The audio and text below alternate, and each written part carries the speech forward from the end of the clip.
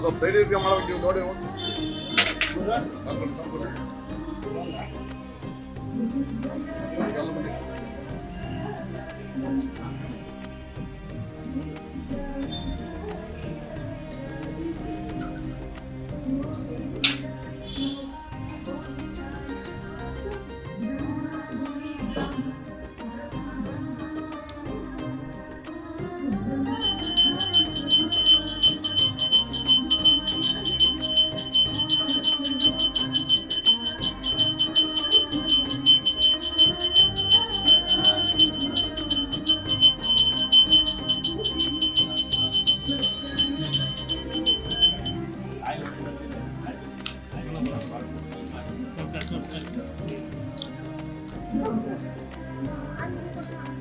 ಶ್ರೀ ಲಕ್ಷ್ಮೀ ನರಸಿಂಹಾಯ ನಮಃ.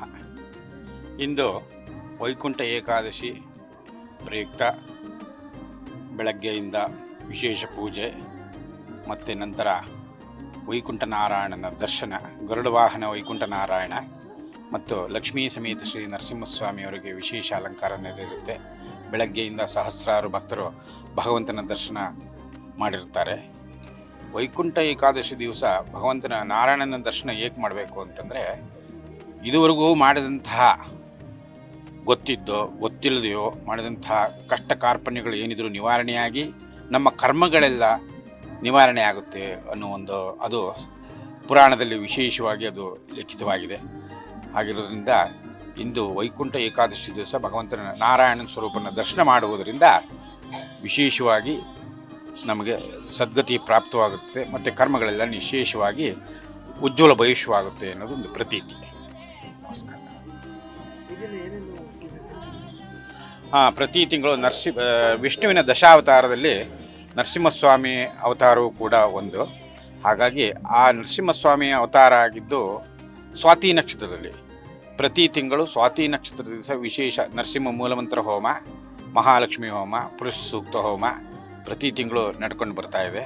ಅಲ್ಲದೆ ಸಂಕಷ್ಟ ಚತುರ್ಥಿ, ಹುಣ್ಣಿಮೆ ದಿವಸ ಸತ್ಯನಾರಾಯಣ ಪೂಜೆ, ವಿಶೇಷ ಪೂಜೆಗಳು ಪ್ರತಿ ತಿಂಗಳು ನಡೀತಾ ಇದೆ. 50 ವರ್ಷಗಳ ಹಿಂದೆ ಗೋಪಾಲ್ ಜೋಯಿಸರು, ಆಮೇಲೆ ಕೃಷ್ಣಸ್ವಾಮಿಗಳು, ಆಮೇಲೆ ಇಲ್ಲಿಯ ವಿದ್ಯಾನಗರದ ನರಸಿಂಹ ಶೆಟ್ಟಿ ಮೂವರು 50 ವರ್ಷಗಳ ಹಿಂದೆ ಇದನ್ನು ಪ್ರತಿಷ್ಠಾಪನೆ ಮಾಡಿದ್ರು. ಅಲ್ಲಿಂದ ಪೂಜಾ ಕೈಂಕರ್ಯಗಳು ನಡ್ಕೊಂಡು ಬರ್ತಾ ಇವೆ. ಧನ್ಯವಾದಗಳು. ನಾಗೇಶ್ ಭಟ್. ನಾವು ಡೈಲಿ ಬರ್ತಾ ಇರ್ತೀವಿ. ಹಾಗೆಯೇ ಇಲ್ಲಿ ತುಂಬ ವಿಶೇಷವಾಗಿ ಅಲಂಕಾರ ಎಲ್ಲ ಪೂಜೆ ಮಾಡಿದ್ದಾರೆ.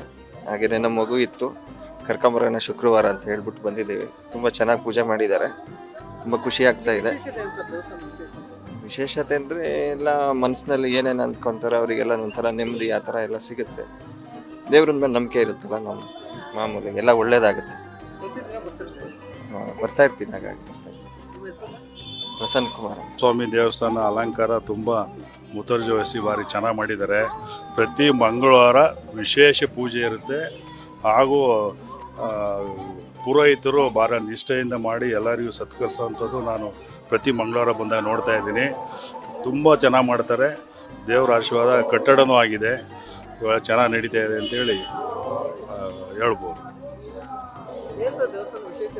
ವಿಶೇಷತೆ ಲಕ್ಷ್ಮೀ ನರಸಿಂಹ ಸ್ವಾಮಿ ಅಂದರೆ ಪುರಾತನ ದೇವಸ್ಥಾನ ಇದು.